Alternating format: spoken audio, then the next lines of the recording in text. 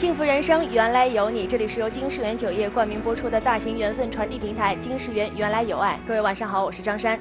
有喜庆金世缘，有缘就喝金世缘。欢迎您扫描屏幕下方的二维码，关注金世缘的微信公众号，有更多的惊喜在等待着您。在我们身边，其实每天都有温暖感人的故事在上演。冒雨时，旁边人递来的一把伞；公交车上，别人为你让的座；负重前行时，别人伸出的援助之手。不一样的面孔笑容，都是一样的温暖。每个人的平凡善举都是一束光，照亮了彼此前行的道路。我们每个人既是善举发起人，也是善举发现人。如果您身边也有温暖感人的故事，欢迎您拨打我们的缘分热线025854872280。好的，接下来为您介绍今天的嘉宾团：文献学博士文心，心理专家马勇，心理专家邓小红。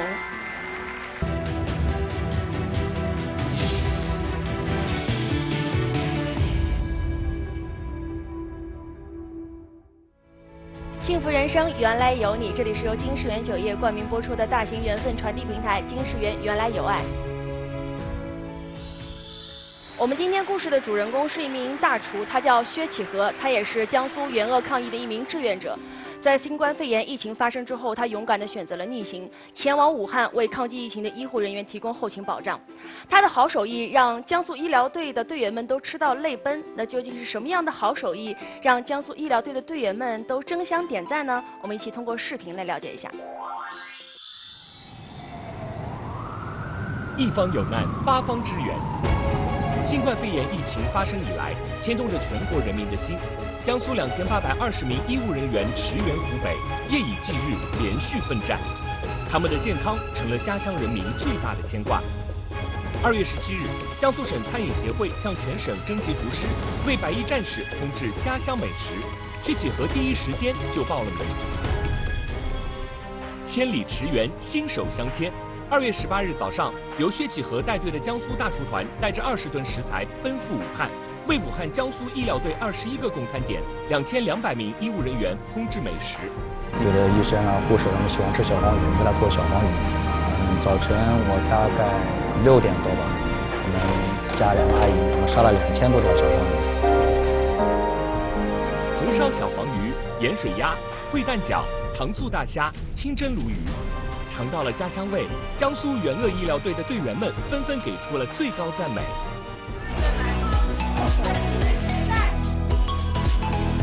江苏大厨团带去了这一口家乡味儿，不仅保障了江苏援鄂医务人员的身心健康，让他们有更充沛的精力投入战役，更让他们感受到家乡人民的关心和支持，既暖胃又暖心。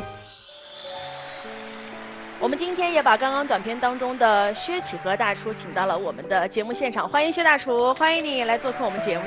大家好，我叫薛启和。薛大厨先和我们说说，我们现在很想知道当初是一个什么样的机缘巧合，让你选择了逆行去到武汉？当初是凌晨接到商务厅和省餐饮协会的那个征召，然后我就报名了。什么时候出发的？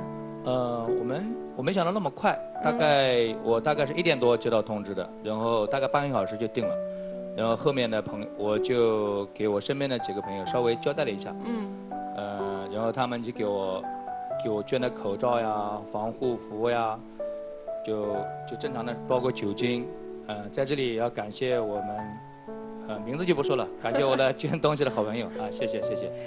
咱们江苏大厨团一共去了几名啊？几名厨师？大概8个人吧。8个人。对。那从你等于你先报名，然后接到很快就确定了要接到通知要出发。前后大概半个小时。那到什么时候出发呢？这中间有多长时间让你准备一下？准备总得带点什么东西去吧。对，中途大概有3、4个小时吧。我们是早晨出发的，然后我们开车去的。那就是接到通知之后几个小时，你们就出发了？接到通知2、3个小时就出发了。凌晨大概早晨吧。对。那其实你们的行李准备的都是很仓促的。出发的时候那一路上你什么心情啊？我们看导航是9个多小时，其实我们开了大概11个小时。11个小时到。我们还有2、3个小时快要到的时候，我们就下车，在那个路边，我们就换那个防护服、跟护目镜还有口罩。提前2、3小时就一定要防护措施全部做好了，才能进入武汉。对。你现在回想，你觉得是什么样的原因让你当时就接到那个通知之后，说招募这个志愿者，然后你那么快就做了那个决定。因为作为一名厨师嘛，知道医护人很艰辛，我当初的想法就是去做点好吃的，增强他们免疫力，让他们多救病人，多看病人。你当时做这个很勇敢的决定啊，和家人商量了吗？没有，因为一时间太仓促，二我父母的年龄大了，我不想让他们担心，所以没跟他们说。但其实父母其实挺快也就知道你的确是去了武汉，对吧？应该第二天好像是新闻报道出来的，然后第二天我父母还不知道，然后第三天的时候我们邻居看到了，跟我妈他们说的，然后当时打电话我还接不到，因为工作比较忙嘛，又卫生那个方面。接个电话完了之后还得再消杀一遍，对吧？然后我晚上给我爸妈回了电话，当时我妈就哭了，真的。给爸妈通电话的时候就哭了。是的。你妈妈怎么说啊？其实她虽然骂了我，但是还是。她是怪你怎么没有和家人商量一下，她还是挺心疼我的。真的。你觉得那个当下，为了更多人的健康和安全，只能先瞒着自己的父母，别让他们担心。对，我是。因为你也知道，那个就像妈妈接通电话那一刹那，妈妈那个哭声应该是你能够预想到的。是的。是一边批评你，一边又担心你在那边的安全。是的。是不是到达武汉之后，就要立刻开始投入到紧张的工作当中？晚上我们大概9点多到的，然后10点多我们带着食材嘛，我们下到早晨大概5点钟左右吧，我们休息了大概一个多小时，然后早晨因为10点半要出餐，要2200份，然后做完了以后到10点多，然后加工下午的东西。然后下午东西加工完了，然后还有第二天、第3天。8个人做2200个人的。4400份，一餐是2200。哦，一天下来等于是要做4400份餐，8个人做。对，到第8天、第9天人才多，大概第8天来了11个，然后到第9天陆陆续续来了10几个，大概我们总共到12天的时候49个人。但是刚开始的那几天其实是最忙乱的，对吧？对，我们8个人就等于做了49个人的活。主要是最辛苦的就是晚上下的食材多，就是一车过来有20几吨，就是我们晚上早晨加工完的，然后晚上加工完的，然后夜里面要下我们江苏运过去的那个食材，就是大长的那个冷链车有大概20多吨，我们8个人把它全部卸下来。哦，全部都是你们在做？对，我们不仅做厨师。就类似于搬运啊，也能搬运，就把它，食材搬到那个冻库里面。那这每天的工作可以说是安排的满满当当的。前面1星期加起来没有，就7天睡觉不超过10个小时。加一起不超过10个小时啊？是的。哇，这每天早上你算过吗？那会儿早上得几点钟就起来了？基本上我们6点钟准时到岗。准备午餐是吗？中午因为10点半就要出餐。出餐对，就全部做好。对，然后出完餐我们休息会儿，然后我们自己吃饭，然后开始加工下午晚餐。对，4点半要出，然后4点半出完餐以后加工第2天、第3天的，然后到晚上大概8点钟左右吧，然后南京这边的那个冷链车过去，我们要把那个食材全部下下来，然后让那个车子再回南京再运后面的食材。8点钟，你晚上得工作到几点才能把第2天的那个准备工作做完？先是白天是加工，夜里面就是比如说他们喜欢喝的鸡汤啊，都要炖好几个小时。提前熬上。对。那第2天早上6点钟就要再工作，其实中间真的是每天没有几个小时睡觉的。我刚才说了嘛，大概1-2个小时吧，就是前面几天还好，就是后面其实真的熬不住了。因为我们年龄大一点，还心理素质承受好一点，有。像9几的、80呢，他们都悄悄的躲在那个角落里面在掉眼泪，但是我们安慰他，他也是擦干眼泪继续干活。这个团队里年纪最大的有多大？是您吗？最大的应该是我了，因为我是领队。那年纪最小的是90后。对。你觉得当时他们在角落里抹眼泪是因为是不是之前也没有接触过这么大？高强度的一个工作，工作量太大，再加上在那个疫情期间，可能人的心理当时那个压力也大。说心里话吧，有那个疫情，还是小怕怕的。我14天，我瘦了17斤。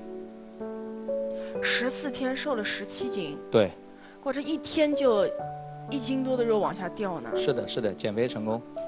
但你那个当下自己应该都没有意识到自己瘦了，因为每天就是在连轴转，是吧？对对，当时没有给你时间去想，然后直到回来隔离的时候，我像婴儿一样了，就基本上除了吃饭就是睡觉。刚刚薛大厨说他们团队8个人，每天要做4400份餐。我觉得这个数字一说出来，大家就可以想见他们每天的那个日常生活得有多么的忙碌。我们先通过短片了解一下。由于武汉当时物资紧张，薛启和他们把为数不多的防护服留给了一线的医务人员，而自己却穿着塑料袋在干活。因为长时间待在闷热的厨房，让薛启和身上捂得溃烂。年轻一辈的厨师因承受不住压力，情绪崩溃。兄弟在那边一个人在那边惆怅的哭起来了，每天连着干4天，真的很不容易啊！所以每个人的付出都能看得见。我们通过刚刚短片，其实能够感受到你们那个团队在那边，其实每天真的是忙忙碌碌的，尤其是你们穿着那个厚厚的那个防护服，然后到最外面，其实已经把物资就是让医院先用，你们就是套的其实是那种一次性的雨衣，蛮简单的一个防护的东西。就2天的时间，就是衣服太缺了，就是跟不上的时候就只能拿这个先替换一下。然后其实戴着厚厚的口罩，因为我们都3位老师，其实我们就算在家做饭，大家其实那个厨房里那个状态是蛮热的，然后这么多人都在那个厨房里要不停的做菜的时候，其实整体的那个温度都很高，然后再穿上这样的衣服，人的那个体力消耗其实是会更大的。是的，对吧？超负荷的。我觉得就可能就不穿防护服，这8个人做4400份餐食，这一天下来也够累的，再穿上那个防护服，那个体力真的是消耗很快。是的，我们身上刚开始起的疹子，后来就是我身上就那个溃烂了，就皮肤老是捂在那汗里面，是吧？对。你现在记得当时医护人员他们最爱吃什么菜吗？就是送过去的时候，那反响特别好。比如说狮子头呀、虾仁啦，还有下饭的那个盐水鸭，还有大肉包。这得是江苏医疗队啊！江苏医疗队应该是看到这些餐食的时候，哎呀，心里就能想到有种家乡的感觉，对吧？因为你说武汉那边他们可能爱吃辣的，对。然后在那边能够吃到家乡的味道，而且你作为南京人也最了解江苏人最爱吃什么。对，当初他们吃到的菜的时候，发信息很给力，给我们超赞的。你当时在武汉觉得最大的感受是什么？最大的感受就是，医护人员无私的奉献，他们放弃了自己家里面的一切，然后到那边守小家为大家，很辛苦。我们为了心疼他们，然后我们就作为厨师，我们做点好吃的。好多医生就是脸上啊、口罩啊，全部是泪痕，就一天换下来，全是勒的全是印子。然后有时候吃饭的时候，他饭吃一半就睡着了，所以他们才真正的辛苦，他们才是前线真正的英雄。我们刚刚说薛大厨他们这个团队每天做这么多的餐食非常辛苦，但是在你的心目当中，你会觉得那些医护人员其实他们是更辛苦的。你们做的这些事儿只是为了让他们每天能吃好点儿，是不是能更有劲儿，是吧？是的。你刚刚也说到，其实出发的时候你是抱着一颗想要坚持到底的心去帮他们。但你说很遗憾的是，你身上后来大概10天左右的时间就开始长疹子，是吧？长疹子。后来我唯一的遗憾就是没有和医疗队坚持到最后，因为我身上发炎了，全部化脓了。因为当时条件可能不太允许。后来我打报告申请就回来了，我待了大概半个月吧，提前回来了。就是唯一遗憾的，没有坚持到最后。对，没有坚持到底。对。但是我也觉得你这个是不浪费当地的医疗资源，因为你那个时候也需要医疗救助了。你回到江苏来，可以让那边少一些医疗资源被你消耗。也可以这么说，因为当初去的匆忙，没有带消炎药，全部化脓了嘛，我怕发烧那个。后来再说我是志愿者，我是教当地的厨师做菜。虽然有点遗憾，但也基本上教的差不多了。就平常回来的时候也有电话沟通。对你这个做法完全符合志愿者的法则，就是在保护好自己的前提下为别人提供帮助。一旦发现自己有可能成为组织的拖累的时候，撤下火线来，这是一个很专业的做法。谢谢谢谢。当时身体发炎之后，皮肤发炎啊，当时家人知道吗？不知道，我怕也没敢跟他们说对吧。，一直回来的时候，隔离完了我才就是大概说了一下，反正我说现在不是好好的回南京了嘛，就基本上没怎么说。但当时父母知道的那个当下，肯定因为还是心疼你啊。对，因为父母是最心疼子女的。后来我跟他说了嘛，我是志愿者，是帮就是做好吃的给医生，有国才有家嘛，就是为医务人员做点事。他们后来听一听也是挺支持的。回来以后，你的朋友啊，或者就亲戚朋友，听说了你的这个故事，也会到你的所在的店里去和你聊聊这些事儿，是吧？是的，是的，他们有时候会刚回来的时候，他们就给我点赞。后来，餐饮给复工了，然后龙虾店开的时候，他们也会去照顾生意。但是医护人员吃的原额的，我都是免费请他们吃的，免费吃一份龙虾。他们回来都是夸我是英雄，其实，医护人员才是真正的英雄，我只是换了个地方做饭而已。所以你到现在其实还觉得我们是把他请来当嘉宾，把他这个故事告诉更多人。但我估计在薛大厨自己心里真觉得我就是换了个地方做我的本职工作，只是在那个疫情当前的时候，武汉那边他们更需要我，我就是去那边做饭了而已。是的，是的，我只是换个地方做饭，对的。我们现在，我们可以不戴口罩坐在你面前，我们谈到过去的事情，仿佛已经有点遥远了，我们觉得云淡风轻。但其实就在2-3个月前，我下楼到超市买东西，我拿快递的时候，我还是把口罩戴得严严实实的，我和人说话还是保持1.5米的距离，对我自己负责，也对对方负责。那个时候是严防死守的，在那个时间点，你们坐着车子深入到武汉的中心地区，用你的话说叫小怕怕，但其实这个就是英雄的行为。所以你认为你不是英雄，但在我们眼中你就是。还有，我们看到英雄是有职业特征的，有一些行业，比如说医护人员，比如说军人、警察、消防员，他们天生这个职业就带有英雄的属性。但是还有很多职业，只有在大难面前才会迸发和呈现出来。我们所知道的，比如说有快递小哥，有出租车司机，有基层的社区工作人员，他们都在这一次表现出了英雄的一面。但我们今天又看到一个职业叫做厨师，你知道你带过去的是什么吗？邓老师用我们心理学的理论来说，人在高强度之下承受叠加的压力，他首先有可能有应激反应，其次他未来可能会有创伤的反应。而要消除一个人的应激和创伤的反应，最好的方式就是把他带回到熟悉的环境。那些英雄的医护人员在一线，我们看着他在那边作战，我们没有办法帮他们，我们没有办法给他们他曾经熟悉的环境，是你们过去了，给他喝到了家乡的汤，吃到了家乡的肉包子，那个温暖的东西进入他的肠胃之后，那个熟悉的环境回来了，可以极大的抵御他们的应激和未来有可能形成的创伤的反应。你们等于是还为我们心理工作者又多做了一分。最后我还想说一条，就是相关的行业啊，也做了一个很好的行为。比如说像厨师这样的行业，可能个人要想作为志愿者到那个地方去提供一份服务，做一份善举，或者说成为一个英雄比较难，而且危险性和技术的门槛也比较高。但是相关的行业，他这次做一个招募，用一个有组织的行为把你们派遣过去，这个行为本身也是非常值得提倡的。如果以后在面对这样的举国动员的情况之下，相关的行业都能这样站出来的话，我想会有更多的凡人、平民英雄会涌现出来。刚刚薛大厨反复提到，他说我这件事真没什么了不起，我就是换个地方做我自己的本职工作。其实，在疫情当前，我们每个人如果都能够爱岗敬业、扎扎实实做好自己的本职工作，其实就是在为疫情奉献自己的一份力量，就是在为社会贡献我们自己力所能及的那份力量。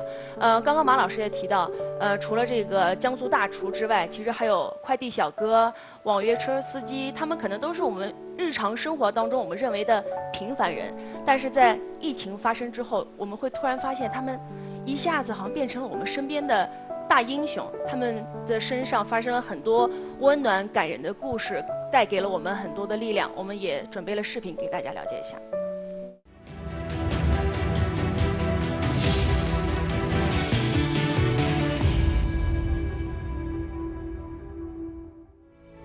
幸福人生原来有你，这里是由金世缘酒业冠名播出的大型缘分传递平台金世缘原来有爱。疫情中没有孤岛，爱心将所有人紧密相连。在这场没有硝烟的战争中，各行各业的工作者挺身而出，义无反顾地冲锋到疫情防控的第一线，贡献出自己的力量。武汉一家菜鸟驿站的站长苍宇威在武汉封城后，为2000户居民义务送菜。有很多业主都说啊，现在情况很危险，你不要去做这样的事情。但是他当时就说了一句话，他说，我在外面跑一跑，给你们送来蔬菜、送来水果之后，这样你们就可以不用在外面跑了。教师无忧从大年初一起，每天骑着一辆电动车穿行在武汉3镇的大街小巷，为求助者送去急需的药品和物资。早一点的话会是晚上7、8点送完。晚一点的话，半夜送到他手上大概是凌晨半点吧，回家大概2点多钟。我现在为止的话，大概送了400户的人家，在灾难面前，大家互相帮助吧。90后女孩肖亚欣在1月23日发起了一个为医务人员提供免费住宿的倡议，没想到的是，她的倡议一经扩散，立刻得到了当地300多家酒店的响应。为一线的医护人员提供了超过4万个监院的免费住宿。我记得是大年30的下午5点40几分开始建的群嘛，到第2天早上的10点钟都已经500个人了。1家连锁、2家连锁、3家连锁品牌店加盟进来，就瞬间大家就很开心，知道吗？就整个团队觉得武汉的医护人员没有白努力，我们都是在支持你们。身边有很多的小伙伴，大家在一起去做这个事情，把武汉变得更好，把这个疫情更好的度过。刚才在看这个片子的时候，让我觉得特别印象深刻的是这位为别人送药的这位爱心人士，他用非常平静的语调来讲述了他在这个疫情当中为每一个普通家庭所送去的这一份小小的这个药物。实际上，这个小小的药物背后，也许是一个人的生与死。在这样的平静的语气之下，我们其实能够感受到的却是一个非常强烈而深刻的情感，他对这个城市的情感，对这片土地的情感，对生活在其上每一个人的这样的一个情感。在我们中国的传统文化当中，我们一直所讲究的就是这样的一个责任担当与爱。那最后呢，我也看到，当这位旅店的这位姑娘，她所建立了这个群，她所拢聚的这些爱心，以及为这个城市在这片灾难当中所付出的这些担当之后，我们也看到了我们自下而上，从民间与国家与社区，它连起来的一个钢铁长城。我们以这样的一个凝聚力，才有我们今天能够云淡风轻地坐在这里，能够在回望过去的时候，能够感受到这一份的信念。我们知道这个世界上有很多好人好事，但是这次我们发现很多好人好事就在我们身边，他们有些人就是我们身边的凤凰西街的龙虾店的老板，就是我们想象不到他们会这样做，但此时此刻他们这样做了，为什么呢？我想可能是这样一个原因，很多人内心深处有一团火，这团火在燃烧自己的时候非常美好，但是在岁月静好的时候，大多数时候不需要我们去燃烧自己，所以这团火永远点不起来。但是当出现事情的时候，我们会发现在那个事件的中心需要我这把火，然后我们每个人都奔向它。最核心的范围的是医护人员，外围的是警察、军人、消防人员，比如还有媒体宣传的工作者，再外围的是另外一些志愿者。然后当我发现我处在第4圈的外围，我就会想尽各种办法，我能做点什么呢？我就寻找我身上的各种资源。那个姓肖的姑娘，她就会寻找，我们有空置的酒店。那如果说我什么都没有，甚至我的专业能力也没有帮助的时候，怎么办呢？那好吧，我作为一个老师，我宁可去卖我的体力，发动我的学生去送药，我也要举着这团火送到那个中心去，点上这一把。我始终认为，平时总是说自己很勇敢的人，在那一刻未必能做到；平时总是觉得自己做不到的人，在那一刻也许能做到。这就是为什么你只用了30分钟就做出了决定，并且打包出发的原因。另外，我还想说，很多人经历了这一次之后啊，再回归平静的时候，他和事件之前的平静又不一样了。因为这一步跨越之后，他会发现自己和以前不一样了，他会更多的用非功利的眼光去看待这个世界和看待生活，他会更多的去希望自己能获得一些自己给陌生人所带来的那些惊喜和美好，看到他们感激的眼光、感恩的眼泪的时候，自己会觉得生活更加值得。这就解释了为什么你在回归之后还会愿意用免费的方法去帮助那些医护人员。其实之前我只是觉得说，薛启和他是一个很有爱心的人，然后他把这个爱心延续到再回归南京之后，他说大家也可以免费的来吃。我本来以为这只是一个爱心的延续，听过马老师的这个见解之后，我觉得其实你现在自己再想想，是不是其实你现在在散播的这个爱心和之前你所理解的这份善缘其实是不一样的呢？是的，在我们家元鄂是免费吃一份龙虾的。我会尽我一些薄弱的之力，我做了一个卡片，帮一些目前有困难的，就是让他们以后情况好了再去帮助别人，也算传播一种正能量吧。卡片我们给观众朋友们看一下。好，这个是如果您现在遇到困难没有工作收入，您可以来本店，本店有热腾腾的小面，暂时解决您的温饱。在您以后的日子里有能力了，请您也帮助身边需要帮助的人，也不要忘记给自己鼓掌。我觉得最感人，他下面的括弧里的写的，只要您小声对服务员说 A 套餐就行了，找个地方坐，吃完走人。哎呦，这话我当时看到觉得特感人，就是他一方面是在奉献爱心，他又考虑到了那些接受爱心的人，他们的内心的那份自尊，我觉得这个真的挺了不起。我有感觉就是我们过往吧，就觉得什么是幸福。对吧？我们幸福怎么体验到幸福？那通常我们说幸福是，比如说我们拥有什么东西，住的大房子，开的豪车，我们背什么包包啊，这些都是很幸福的体验。但是呢，其实如果说我们从人的内心来说的幸福的体验，可能更丰富一些。也许是一份成就，对吧？我做了什么事情成就，或者就是像薛师傅这样子，我能够服务一些人，我能够帮到一些人，而且呢，带着尊严，带着对那些人的尊重，去帮助一些人，这种幸福是自己内心里面能够体会得到的。而且我相信，像刚刚我们在那个 VCR 看到那些人，他们可能内心里面在做这个事情的时候，他们内心是喜悦的，是幸福的，而且不会说有任何怨言或者什么想要得到什么东西的。这种幸福，我觉得是更需要我们整个社会或者更多的人去体会或者去体验的。那这个社会就变得很不一样。薛启和，你刚刚提到那个 A 套餐，指的是什么？我会弄鸡尿肉丝，放点青菜，加个鸡蛋。对。您当时是怎么想到要写那句话的？就是你是考虑到那个生活可能遇到一些困难，他来了之后，如果说你给我一份免费的餐点，然后我现在经济遇到困难，你觉得他们的那个心里其实很难说得出口这句话，所以你选择了用 A 套餐来让他们进行点菜。是的。你当时最开始是怎么设计这个的？我觉得特别暖心，这个设计。就是每个人都会有困难的时候，叫人人献出一点爱，就是我们做一些力所能及的事情，就帮助一些需要帮助的人，然后同样也给他尊严，让他等他以后好了以后再帮助其他人。这是我们老祖宗留下来的，也是我们中国5000年历史文化的传承。我不希望在我们这一代给抹灭了，我希望我们传承一些。你这个 A 套餐的设计，我们都知道里面有爱心。张山老师告诉我们，里面还有尊重。其实我觉得还有一样东西也非常的宝贵，还有信任。你开放式的面对所有的人，你是龙虾免费一份给医护人员，但是小面是给所有自己认为自己需要帮助的人。而这当中是包含着信任的，就是你相信没有任何一个不需要帮助的人会来冒领，每一个有爱的人都会把需要的资源节省给更需要的人。我刚才就始终认为，你在重伤之下撤离火线，就是一个把资源让给更需要的人的一种表现。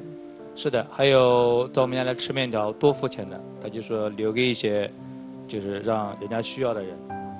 对，就是他说我要 A 套餐，但我付钱；我要3份 A 套餐，我吃1份，留2份存在你这儿。下次再有人来，人家会有这样的情况吗？对，有人点1份面条付3份的钱，有的。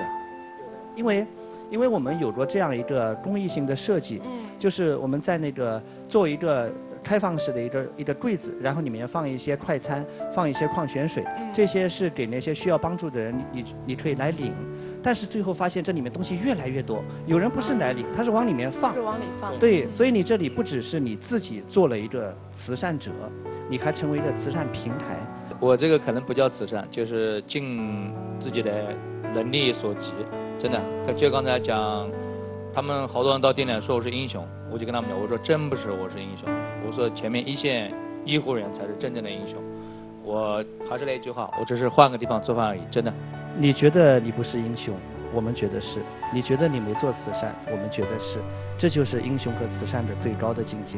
你觉得那些医生脸上的压痕非常的感人，但我们觉得你在那个包裹之下受到的那些皮肤上的创伤也非常的感人。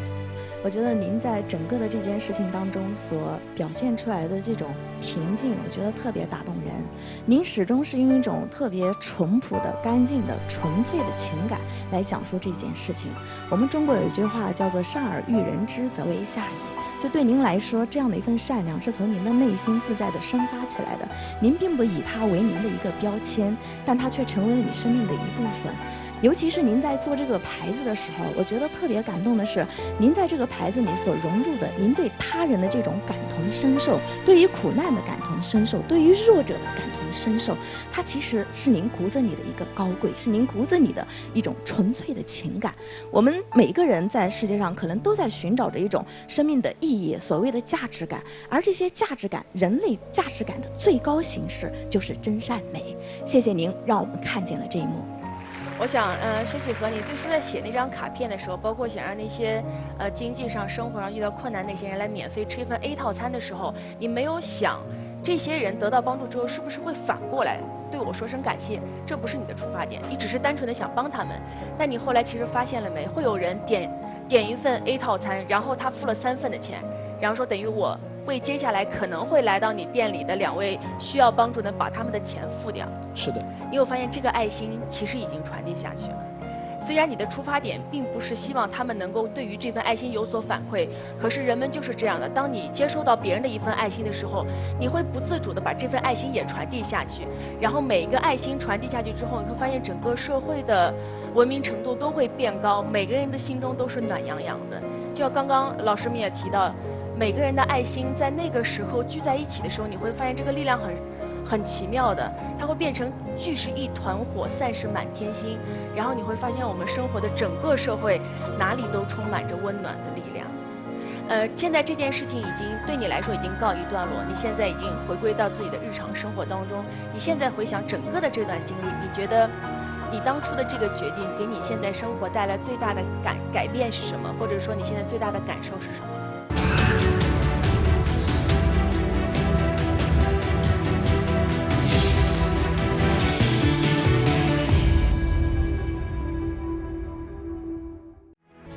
幸福人生原来有你，这里是由金世缘酒业冠名播出的大型缘分传递平台金世缘原来有爱。